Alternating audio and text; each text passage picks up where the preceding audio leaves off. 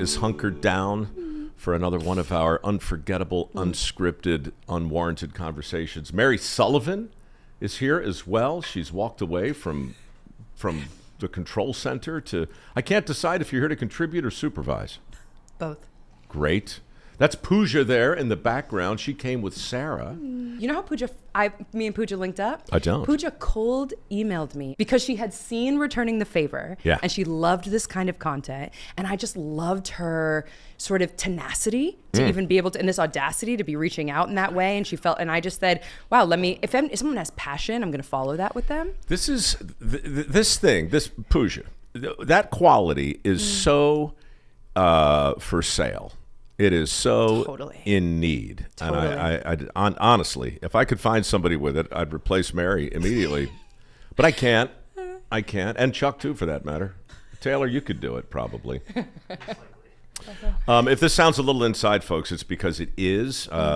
Sarah, if you're familiar, and even if you're not, with Returning the Favor, was a producer who schnurred her way on camera so often that I really had no choice but to bring you on as a kind of co-host for this reboot. In an attempt to shamelessly plug the premiere of People You Should Know, I thought it would be good to sit down and introduce/reintroduce your particular je ne sais quoi to our literally dozens of viewers. How would you, why from your vantage point are we doing this? You know, I think sort of uplifting programming has had a bad rap because it's been really reductive and one-dimensional.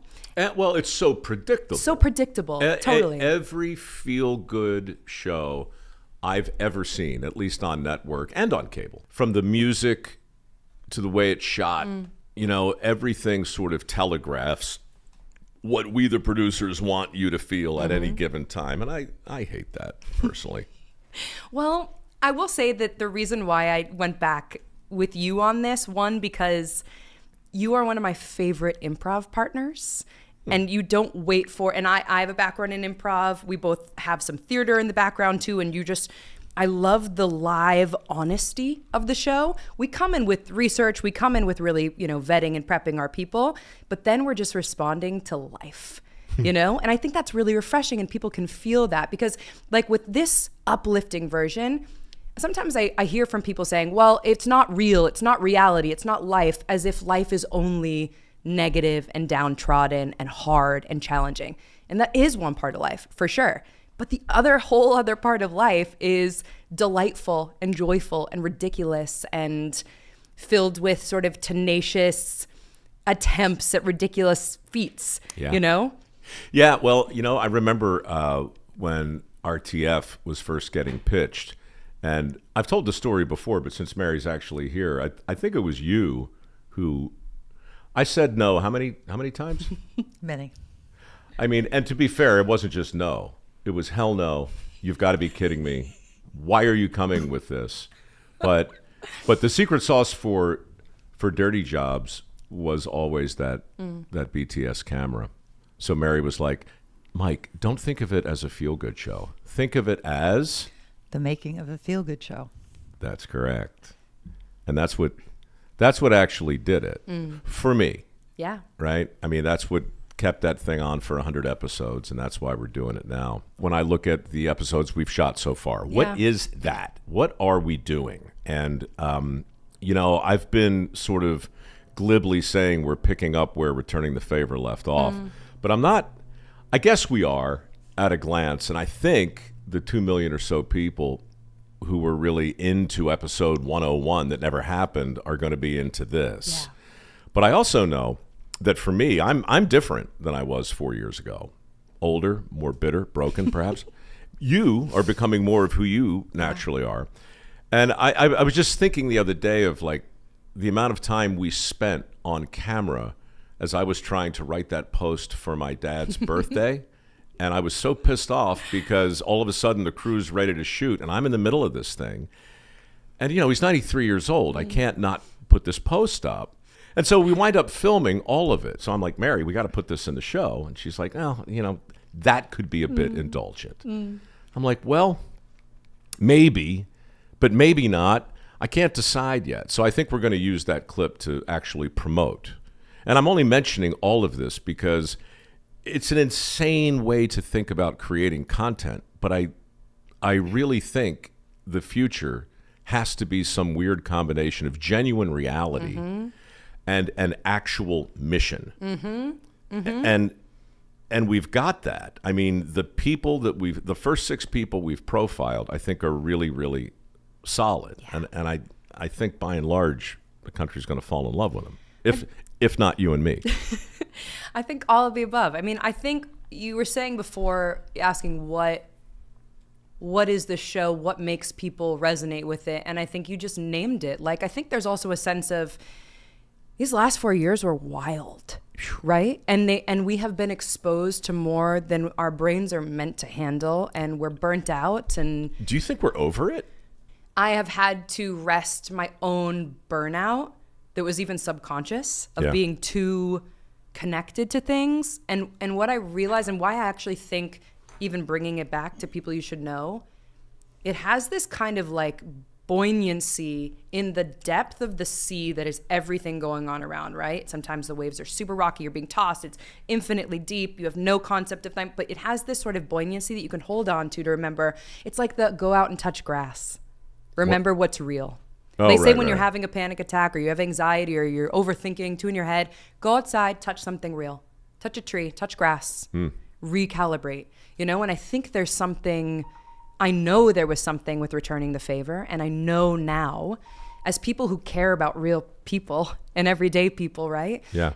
That if it's not real and it doesn't have a mission and it doesn't feel like it has a greater meaning for me to tune into, it's hard to connect with for me. And that can be a laugh. Like, who said? Anne Lamott said that laughter is carbonated holiness. Who the hell is Anne Lamott? Damn it, I should have taken it for myself. You should have. I should have. She's a writer, and I just love that phrasing of it because I think that's also part of the service of it too, right? There's like, we can amidst all of the chaos, we're real people who have hard days, and we also have a lot to laugh about and a lot to connect with each other. We're so resilient as people. And part of that is we have to be laughing with each other to be able to even keep going another day. That's the fact, man. If you're not laughing, the joke's on you. Most everybody in this business gets worn down and gets a shell, and they really do, just for self-preservation, become inward and brittle. You are outward and spongy. You're fungible. You're squishy. You're happy. You're always, I mean, so I just, I don't let this business break you. Thank you. Even if I have to fire you next time. And that's the adventure of it all. To me, that really invigorates me. I think I'd be bored if the path, like I love, for instance, YouTube right now, where this will launch for the first time, is the next thing. It's already there, right? And there's such amazing opportunity to actually build without any of those pesky other additions that you had to accommodate for in the past, right? Like, and with, I had great executives, I've had wonderful things, but I've also had a lot of people who are disconnected from the ground, being able to control the trajectory of a project. Yeah. Right? And as people who know and love people, you and I, right? All of us in this room. You said people who know. As people, look at that. People, you should know. It's just, to me, like, there's also a betting on us and our own genuine curiosity and passion for people and our knowledge of stories and places and communities that don't see enough light that are amazing, right? Sure. Yeah. I mean, I'd put that under the earnest side of the column, but absolutely. Shameless plug. So as long as we're sitting here talking about my new show on YouTube, which, as you may recall, is called People You Should Know, I just want to take a moment to thank the organization most responsible for letting me do this. They're called Stand Together. And you probably heard me talk about Stand Together on this podcast before. I've known them for years. I've worked with them on a number of different projects. And I think the best way to describe them is to think of them like an umbrella over top hundreds of nonprofits and community organizations that are working on some of the biggest problems our country faces from the bottom up. That's really what Stand Together is all about. And honestly, that's what People You Should Know is all about too. That's what Returning the Favor was all about. We were looking for people with solutions from the bottom up. Look, I'm not trying to pick a fight with the government, but real change usually doesn't come with a .gov behind it. It comes from real people in real communities doing things that actually move the needle. I'm going to introduce you to a bunch of those people as we move forward with this show, but I've got to tell you, it just wouldn't have happened without my friends at Stand Together. You can learn more about them, and I hope you do, at standtogether.org. Just take a look at all of the different ways they're betting on regular people from sea to shining sea. That'll make you feel great, especially with our 250th birthday coming up. Standtogether.org. Sure do appreciate your help, guys. Where were we? Ah, yes, Sarah Yargrow. The kind of show that I've always worked on. Returning the Favor, People You Should Know, Dirty Jobs. Somebody's got to do it. Even 6 Degrees. You kind of have to go where the people are. Mm-hmm. This show, just so people understand, not to put too fine a point on it, but there's no network behind it. There's no big production company. Facebook was behind Returning the Favor. Well, YouTube isn't behind this. We're just putting it on YouTube. And we're finding our own advertisers. We are building a plane in midair. And I've never done it before. I don't want to bore people with too much inside stuff, but it's very strange for me. I've had a half a dozen shows that worked in a very predictable way over the years. And I'm telling you, folks, those days are over. They're over. I don't think that's inside baseball. I actually think that would be, for so many people who can't find something to watch, it's part of why you can't find something to watch, because the models are totally constricted. The budgets have gotten social media, social media, the attention. You're now fighting for attention there, and that has become legitimately, 70%, and that's probably a conservative number, of people are consuming their data and consuming their programming content just via their phones, right? Just via social media. This is a deeply, deeply entrepreneurial time in the industry. We're always changing, but not at the rate we're changing right now. This is unprecedented.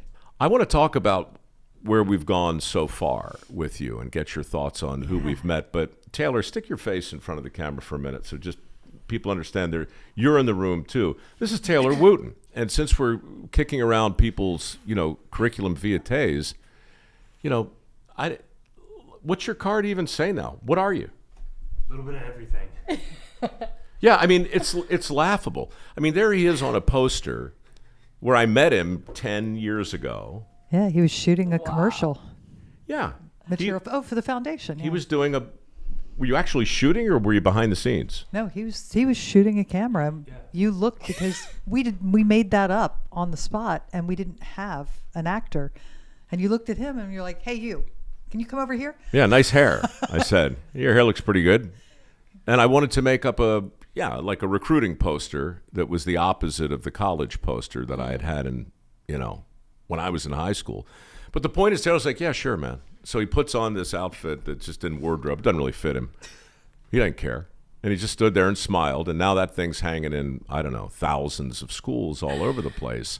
But the point is, he's not a model, except he was on that day. Hey. Hey. But His before picture. But you were also cutting a movie at the time, weren't you? Yeah, I was working on lots of other projects, a lot of TV commercials at the time. Yeah. So, look, I'm just making the point. All right, you can get out of the shot now. That's enough with your face and your hair. Anybody who thinks that they can put the one thing on their business card and get away with it had better be an accountant. Yeah. Because I don't think there's anything else. And I actually think that's going to be collectively so reinvigorating for all of us, because we are all more than one thing, right? And sometimes if your book is going to be so short that you have like 2 or 3 chapters, that's your prerogative. But I love to be, you can be, that's the exciting time of being alive right now too. You have to be, and it means you can be. so many things. I mean, I find that really, really liberating as a subject. So what kind of book are you? Are you a novel? Are you a... I'm a very thick book. There's a poetry line that I love. It's John O'Donohue. And I'm going to paraphrase it a little bit, but I want to live like a river flows, dazzled by the bend of its own unfolding. So this sense of never, and that's not correct, but just Google John O'Donohue. I'd like to live like a river flows. And I just love that because I think what freedom feels like to me is not fully knowing what's next. You know, like that to me is actually like a sign of good health. Every time I've said yes to things that felt like they were outside of my plan, my life has gotten so much more interesting. So you had a plan. I had a plan. There was a little while where, so I went to theater school. I went to an art school and I was in theater and my track was musical theater. And I was really good at it. I was pretty good at it. I had some incredible Fagin cane work. Fagin, she's referring to, I believe, Oliver. That's right. You played Fagin? I played Fagin, a Jewish trope. Jeez. And I just loved theater so much. It's still the thing I sometimes mourn in some way. I have this sort of duplicity of this other parallel life that I sometimes wonder, not that I could do this again. Sure.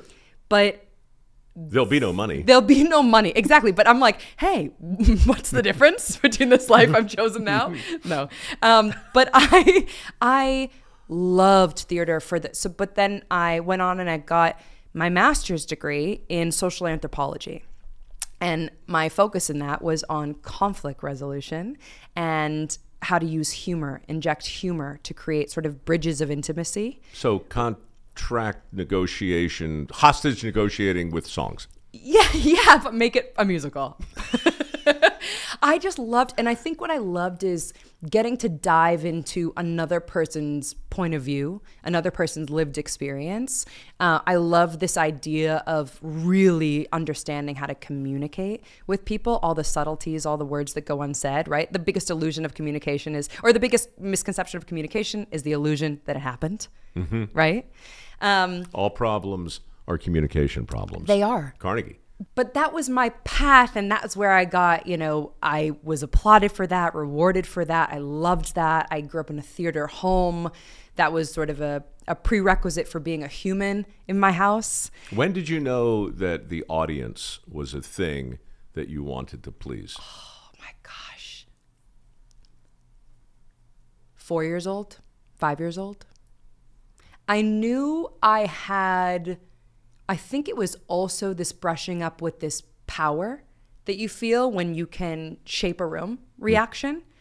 I also have a twin brother who had a very different personality. And so I was sort of the outward performer, but by contrast, this sort of binary sibling experience.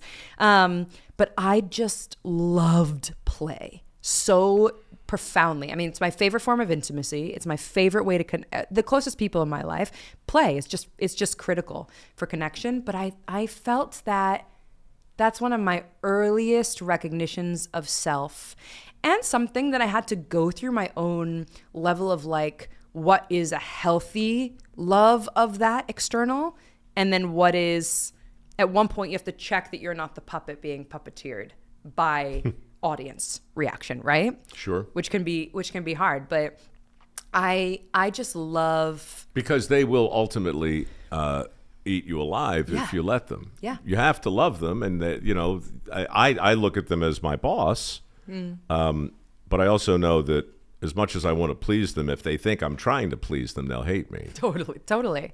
And you'll hate yourself. But not as much as they hate me. Totally. True. Very true. Do you have a path like that?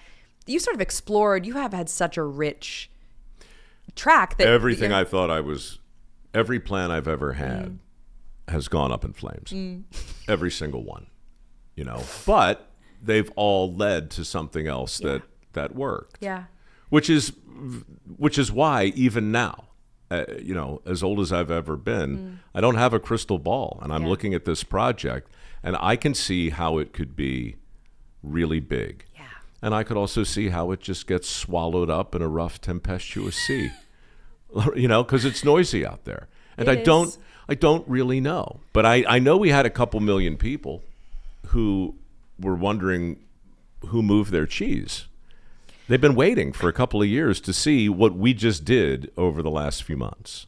Our version of Uplift is really messy and human and relatable, right? I know, and that's something that you guys have held, you and Mary have held such a bar for too, of being like, these have to be real people. Got to be real. Got to be real. And real people are flawed. And let me tell you, as we all know, sometimes the best of us, quote unquote, right? The people who are really endeavoring every day to move the needle on something that is like, wow, you can give up. You can give up. You've done enough. But are really endeavoring are people who have really walked through darkness, right? Those are the brightest amongst us. And those people are flawed, right? And it's sort of a badge of honor. That's the kind of person that I'm interested in, one, and who I want to shine a light on, because to me, the goal of this show, this endeavor, is to get anybody at any point in their life to check in with, what do I give a damn about? And then feel like they have the agency. They don't need a permission slip. They don't need, hundreds of thousands of dollars. They don't need a 501c3. They don't need permission from the government or from so and so to endeavor to make a difference on something in their community. And that is like, if we all moved 1 degree, if we all stepped into that 1 degree, one, our life would get better. All the data around service and gratitude and doing something for other people is just like the mark of health and longevity. And two, our problems would be so much lighter and lifted with just small collective movement. And so that's like the point of why I'm in this storytelling world, in this medium, is just, we can't be what we don't see. And when I see people who really have all total legitimacy to just tap out, say, your gig's been hard. This has been a rough road for you. Like, back out. No one's going to flaw you for that. When I see them pushing through, it helps me check my own excuses of why I can't be useful in the world. No, I get it. I mean, it was the same dynamic. If Dirty Jobs was out of sight and out of mind. You're in a sewer, you're in a septic tank, you're working with real people without a script. And so there's a modesty, and there's no real. I remember arguing with the network about, well, let's elevate them into working class heroes. I'm like, well, I don't think they are heroes. I think they're by and large good and decent people, many of whom are more prosperous than we let on, and maybe I would do that different if I had a chance to go back. But it's the same thing here. Like when we look at Lindsay and when we look at Steve Hotz and when we look at Mrs. Mays, these people are still fundamentally relatable. Yeah. And what I like most about putting them out there is that you're not left as a viewer. Like if you're a viewer and you really hear or see a Medal of Honor story brought to life, you wind up shaking your head and saying to yourself, Jesus, I don't think I could do that. I don't think I have what it takes to do what he or she did. The people you should know in the show, people you should know, are people you could be. Yeah. Who stuck with you most this round? Lindsay Phillips. Yeah. Lindsay Phillips. Lindsay is so resiliently joyful and has had a deck of cards that she's been playing with, right? A challenging hand, right? Lindsay is a mother of 3, and she battled with severe addiction for years. And that led to, not making the healthiest choices in her life, as addiction could lead many people to do. And she ended up being really in need. She ended up doing the brave thing, leaving a relationship, taking her kids to safety with her, and she needed help. And it took a lot of courage and a lot of courage and a lot of strength to ask for help, right? A lot of people don't ask. That's the hardest thing, right? It's an admission. of failure of sorts for people. And she asked for help. She went to her church and she got connected with this group called Care Portal. And Care Portal, which is just absolutely amazing, and the way that I think tech could, one of the best uses of tech out there, in the way that Uber and Lyft are for rideshare and Airbnb is for home sharing, Care Portal, as we discovered, is for care sharing, right? Making it really easy, geotagging in your in your vicinity, in your neighborhood. And so she started working with Care Portal, right? They gave her a handout, and it was a hand up because she used it to care for other people. And so now she has been an advocate for Care Portal and goes out of her way to help people in need. She calls herself a care EMT, right? You need the resources, you need, an immediate solve, but you also need someone to treat you like you're human in those moments and to be there for you.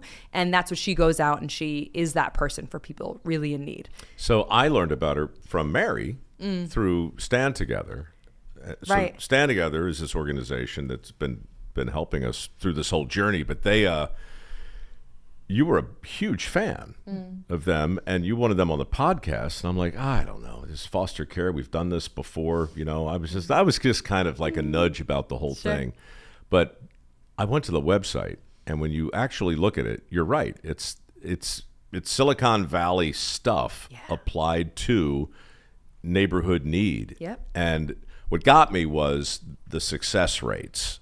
I mean, it's crazy the amount of people who have been served with basic necessities. And of course, the upshot is you wind up keeping kids with their family as opposed to the foster care system, which is almost always a good thing. Totally. So it was a great opportunity to meet a totally relatable woman. Yeah. You know, and it'll be super interesting to see to what degree this blows up. Totally. And the fact that it's nationally, right? It's all over the country. So you can, if you are inspired by this, you can activate on that in your community. And I like that it's a network solution, right? It's not just a quick solve and then you leave. It's a continuous, reciprocal ecosystem. Yeah. That fuels itself. And that to me is the mark of real solution, right? You know what I love? When you drag your fingernails on the table like that, you can see Chuck's eyes cross a little bit. It's Oh, Chuck, I'm sorry. Judalyn from Queens. Tell me about her. Tools and Tiaras. Yep. Judalyn is an incredibly vivacious 5 foot, 4'9". 4'9", exactly, a generous 5 giant of a spirit who actually wanted to be a superwoman when she was growing up. And she looked at her particular set of circumstances, right? And what is the best use of her cards that she's been dealt. And she played them to be just that and went into the form of being a plumber. And she realized that, she says, instead of a doctor, I'm the person you need most urgently, right? You're going to need me more frequently than you need a doctor. You're going to need me more frequently than you need a lawyer. When people are always happy to see her when she's at their door. And I love that she just didn't even indulge a world where, there weren't other women. She was the first woman to be in the union in Staten Plumbers Island. Union in Staten Island. Yeah. Yep. And I love that she just was not deterred by the fact that to make a door, she's going to have to run at that wall a couple of times, right, before she can punch through it. And I just love that. And she has this sort of all the young girls that she brings around her, right, to be able to, at a really young age, to be able to, start working with their hands, to see themselves as really capable as plumbers and as builders, and how it just also reappreciating at a young age. Like, I love anyone who's also teaching kids at a young age to sort of look around and recognize how fundamental behind every one of these walls a plumber has been here. My life is easier because a plumber and its artistry and mastery. And she was just so vivacious and funny and playful, and she doesn't take life too seriously, but yet takes it dead seriously. She takes her work pretty seriously. Yeah. Her organization is called Tools and Tiaras. So she's basically making a more persuasive case for this specific vocation to young women. Yeah. And obviously that's MicroWorks 101. You know, she's one of my favorites too. But can't wait to get behind that one. Mary, what about you? Did you have, I mean, you've been on all these with us so far. We got 6 coming up. Is there one that sticks with you most? Well, yeah, Judeline was great. And Danny, because I was really behind that organization. Yeah, explain what it is. Yeah. Danny and his incredible wife, Becky, started an organization called TACT, which is an acronym for Teaching the Autism Community Trades. And Danny was, you know, he had an interesting trajectory, right? Talk about interesting trajectories. Grammy Award-winning musician, singer-songwriter, taught music to inner city schools in Nashville. All that shifted when his son was diagnosed with autism. Right. Right? And Dylan. And I love that because that's sort of a through line for all the people that we feature. For anyone we feature, whether it's returning the favor or all the people from People You Should Know, there's one circumstance that changes their trajectory, right? The inciting incident. The inciting incident, exactly. Denouement is the end? Mm-hmm. Okay. So not quite there yet. Well, that'd be the Deus Ex Machina. Deus Ex Machina, yes. So Danny comes from a long line of tradesmen. He's like 4th generation tradesman. He recognized that his son Dylan, who was diagnosed, was really, really, really. He wasn't able to vocalize. He wasn't able to, he wasn't verbal. He wasn't learning in the same rate or the same way that other kids his age were learning. But he was incredibly good at building and rebuilding things and sort of very tactile. And he realized that there is incredible limitations for this entire community called the neurodivergent community, right? Because just really, which is a fancy way of just saying you think outside of maybe a neurotypical way, dyslexia, ADHD, autism. The spectrum. The spectrum, exactly. Which is just a refreshing way to look at everyone's brains work differently. And he comes from a really strengths-based look at it, right? Where it's like you can look at where someone's flaw is, or you can say, what is the thing? If a bear thinks it's a fish, it's going to be miserable. If a fish is being treated like a bear, it's going to look like, it doesn't know what it's doing and it's not capable. And when the fish meets the bear, it's a bad day for the fish. It's a bad day for the fish. Exactly. People say that all the time.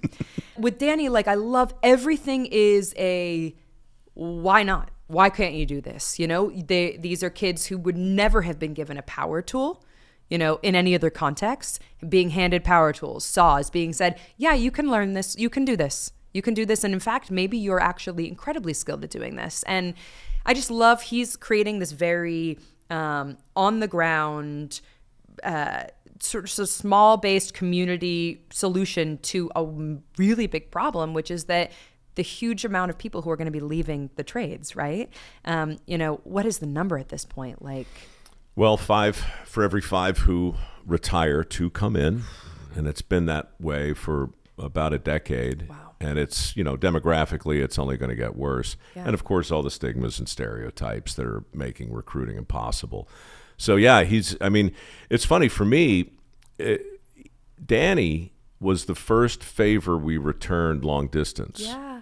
And it was such a great story, but it was so frustrating to be sitting there in my office trying to make sense of this through the Zoom thing at the height of the lockdowns, Yeah. So going back to surprise him in this new model, that was great. Yeah, they're the best. I mean, it's like with anyone that we feature, these have to be people who are doing it with or without the camera rolling, right? In fact, we're often slightly inconvenient to them. Slightly? Our presence is slightly inconvenient. Oh, God. I know.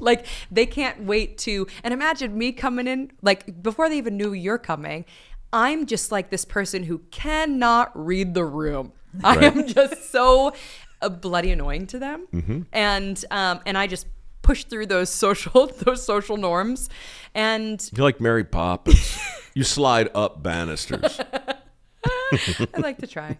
But they're, and the best thing is too, you get to go into, and I think the way that our show and what I love listeners to even when they can appreciate when they watch this this is not us coming in as a TV crew, us telling you what you need in your life, and we're going to solve this problem for you. We do such intimate research, really connected with people around this person that we're featuring to really understand what is going to be sort of rocket fuel on what they need, right? So from the outside, it may look like they really need X, Y, or Z, but a lot of times you're burdening somebody if you're not giving them the right gift, right? A gift can be a burden. Oh, you can break them. You can break them. I mean, unless they want to be constantly evading their taxes and move their operation offshores. Which we don't recommend. We don't Mary, recommend. from a legal standpoint, don't do that. Don't That'll do be the that. spin-off. But Mary and I talked about this a lot in the old days, drinking from a fire hose. Luke Mickelson Exactly. Great goes from example. 7 chapters to Right. 400. Right. Right. He was able to scale. But you know what he also did? He quit his job after returning. After his episode airs, he pulls the plug. Yeah. That lunatic goes all in, and now he's got thousands of people building beds all over the country. I mean, that's really banana. I mean, to think about us just Forrest Gumping our way into his world and go, oh, here's some cameras and here's some wood and surprise. And then, like 2 years later, the guy's life is completely transformed. And by extension, a lot of other people's. Absolutely. But that's everyone on this show, am I able to say the S word? Salmon? Yes. Everyone on I'm this episode famished. gives a salmon. Okay? Now you can say it. Okay. Everyone here gives a shit. We Yep. really like people. We respect people. And so that people can feel what's real out there now, and I think that's what's drawn them to this show. And we would never work on anything that's not real. There's plenty of other things I could be happy doing. I could be a novelist in the woods in maybe one chapter I All will right, be. look, that's weird. And look, for the avoidance of doubt, I have worked on some things that aren't real. Yeah. A lot of things. Yeah. I've for 15 years I worked in this nonfiction space, which which is not nonfiction, right? I've worked in the reality space, which is kind of the opposite of reality. It's really, really hard to find a way to balance between, okay, this is production and this is a show and this is a network and this is the budget and you're and you're trying to build some sort of trust with the viewer and you think maybe you have something resembling a brand and it's an impossible thing to balance. And the funny thing is we've done it. This endeavor balances that. Because what I do now, like you go in first, you do a lot of front work, and sometimes just because Mary doesn't tell me, or just because I'm busy, I show up. I don't know my ass from a hot rock, right? I don't know what's happening, and when viewers see you bringing me up to speed on camera, that's real. I know generally like where we are, but I don't. There's a lot of stuff I do not know. And I'm only there for a day. Like we only do this for like in 7-8 hours. We shoot the whole thing and then we're out. And so a lot of stuff gets by me. And it's not until like a few weeks later that I get to sit with it. And Vince, our editor, will send me a cut and I'll look at it and I'll think, okay, that's what happened on that day.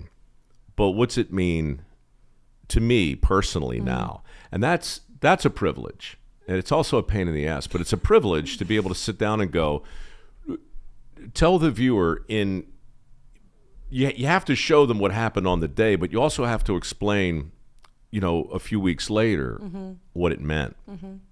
And so the trip we took to Fredericksburg, we met this guy, Steve Hotz, who runs a forge called the Black Horse Forge. The Forge Daddy himself. The Forge Daddy. And to be honest, I mean, it's not a fun episode from the standpoint that we're dealing with another giant problem, PTSD, veteran suicide. It's heavy. And it was raining and it was dark. Yeah. And I had thrown my back out the day before, And hurt your broken my toe. toe. So this is so screwed up. I'm in the midst of what can only be described as kind of a weird and atypical pity party. In fact, the episode opens, I tell you about the time I broke my ankle, apropos of nothing, 4 years earlier just because I couldn't believe we survived the plane ride.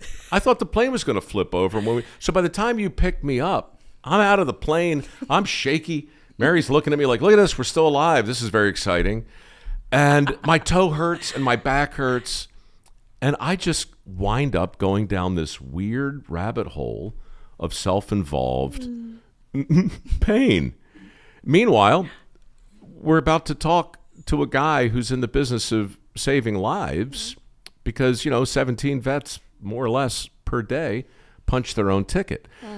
So it's like, okay, weeks later, when you look at that, like in the old days, I might have been like, all right, we have to cut all of my ridiculous tertiary blather out of this thing or lean into it. Yeah. And that's interesting. And that's honest. No, it's honest. Right? Yeah. Like, that's incredibly honest. And it ended up being a really, I think when it's honest, and it doesn't always hit like this, but 9 out of 10, I bet on when you take the more authentic path and you lean into it and you really lean into it, you can see more complexity, you can see humor in it, you can see all of that. It's way more relatable, and it ends up kind of illuminating this path that I think that became a really interesting inroad for other people to empathize with why these guys are in pain day in and day out, right? Agonizing pain. Constant pain that we would cross our eyes, right? Like it's just, it makes you feel insane, right? It makes you feel out of your body. And that's a driver for why some people say, I think I can't, if life feels like this, I don't know if I want to live that, right? It's so powerful. And so the relatable pain and agonizing, if not pathetic in category of hurting your toe, right? There's nothing that makes you feel more like a man when you stub your toe, but there's a lot of nerves there. But it's tough to complain about your toe to a dude with no legs. But I think you allow the audience then to relate to what pain might feel like in their life, and then imagine that was cranked up. Well, I hope. Look, I mean, for me, it's micro, macro. There's going to be some micro in all these episodes because, well, there I am. But what Steve has done, and this is something I think is really going to resonate. I hope it does. I'm proud of it. But we've profiled probably a dozen different organizations who take non-traditional approaches to combating veteran suicide. Yeah. I mean, I've been in the swamps of the Everglades, hunting pythons with these guys. And I've been in Indiana at Jason Sademann's place, putting together old motorcycles. There's so many ways to help get these men and women out of their own head and focused on something bigger than themselves. But nobody's batting 1,000 except this guy. I know.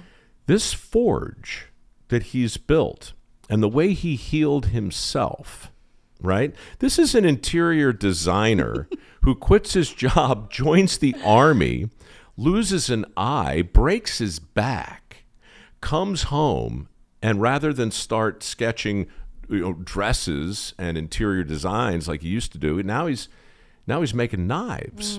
And now he's literally forging knives, and he realizes he's probably going to be okay because there's something so transformational about the business of forging. So he opens up his Black Horse Forge to other vets. I mean, it's been years now, but he's got like 22,000 have come through. It's insane. 22,000, 0 suicides. Right. So look, folks, I mean, if we're looking for a place to land the plane, that's close to where it is. We're looking for people you should know. Steve Haas is one of them. You'll meet him. You'll meet him soon. And what he's done, it ought to be headline news. And what I did on that particular day was so inconsequential and self-involved that the only sensible thing to do is to jam it all together. It's a good one. It's a great one. Another thing that I think that makes people you should know really different and really special and sort of rebellious in a fun way, so for the viewer to understand, is we're also connecting people to they get tapped into our entire network. And then we get to have this huge amplifying domino effect, right? Of people who are not waiting around to be granted permission, and who have resources that they can share, and who can, put their, like we had Luke Mickelson that you cited involved in our very first episode. Sure. Right? Because that was it a made need at sense. first. It made sense. And you're able to sort of jump in and have this amplifying effect, which I just think is so badass and invigorating. Well, it's 6 degrees of decency. Yeah. Basically, I think it's the power of the show. People really get it. You're trying to highlight people in the community that are solving the community's problems. And that's why you'll never run out of issues, because we've featured PTSD many times. But Foster the people care. are different, and the way that they're tackling it are different. And some will be like Sleep in Heavenly Peace, where there are chapters across the U.S. But I think just as important is inspiring people to do it under any name in their own community. Yes. To show them what they can do. Yeah, it's back to the humility thing. And sometimes it's almost, from the sublime to the ridiculous. I'm thinking of Mrs. Mays. I don't know what's, you'll meet Mrs. Mays. She's a radical street librarian in my hometown of Baltimore, And I don't know how a woman comes to the decision to dress up like Little Bo Peep and go to the neighborhood where they shot The Wire and give away books to kids who would otherwise not have access to them. But, when somebody takes it upon themselves to try that, well, hell, the least you can do is show up and get Taylor to point a camera at them and see what happens. It's contagious, though, to be around these people, right? It gets you sort of off your own butt to get out into the world. Because I just think, there's so many, you don't even have to have studies. It's a lived experience, right? Of when you are endeavoring something that's passionate and meaningful. And we need all hands on deck. Whatever you're actually lit up by, go that route. Don't try and force yourself to be, she's really lit up by literacy, really lit up by solving those problems, and wants to go to spaces that were not being serviced. From the bottom up. From the bottom up. And that's true. Again, I'm just going to reinforce this because the data is so immense. If you want to live a long, satisfying, nourishing life, right? It's not happy every day in and out, but it's nourishing and you feel content with it. A lot of your life is going to include service, right? It's like you see people who have the veil lifted as they get into, as a bad thing happened to them, but actually was the portal into this other space. And we can do that without having the bad thing have to happen to us yet. And you can do it in a small, tiny way. You're not, you can do it with 1 hour a month. You can do it with, sharing some extra profit you have. You can do it in advertising something on your platforms or your channels, or however you actually authentically want to show up. Like, this is what that show also gives. It makes you feel too like, the world's not a complete dumpster fire, right? My species isn't a total disappointment. Yeah, but I think that's a big thing to offer. That's a big buoy to offer in a sea where, the headline making machines that is anything on TV at this point, news, all of that's meant to keep us all sort of in our, paralysis of what's happening. You can say, yeah, that's real. And so is this. It's also real. It's equally real. And real change, whatever that means, happens on a local level, period. I'll tell you what real change means. It means we could really use some change, and some actual dollars on the show. Pardon the shameless plug, but our friends at Stand Together have been super generous. They champion bottom-up solutions, and they're helping us. We've had help from our Pure Talk, some of our partners, Groundworks. Ferguson stepped up. Hogland, U.S. Money. U.S. Money Reserve just came through in a huge way. So just like when I said before, folks, that we're building the plane in midair, I mean it. There's no network. We have yet to have we don't have an ad sales department, but we're kind of in the spirit of Blanche Dubois, depending on the kindness of strangers and friends. So. I'll say, just to underscore that, with total humility and only 2% hubris, we are the people to do this. too. It's not like we have this fun idea that we're going out into the world. We have got battle scars on us. We have iterated. You know, we did 100 of the returning the favor. The only people that could do a returning the favor are people who had hundreds of hours before that too, right? So like, it is also, we are good stewards of that capital, right? We're good. Like, it's a place to actually get some returns in all the metrics. First episode drops May 2nd here on YouTube. We're thinking about every other week after that, and we'll have some little surprises for you. On your channel. On my channel, right? Because where else would we go? We just got 1 million subscribers on the channel. Incredible. So we're excited about that. Sarah Yarbrough. Glad you're along for the ride. Don't know where it's going, but it's a treat to ride with you. It's a treat to ride with you. I love us figuring it out as we go. All right, guys. See you next week. People you should know, May 2nd, right here on the YouTubes.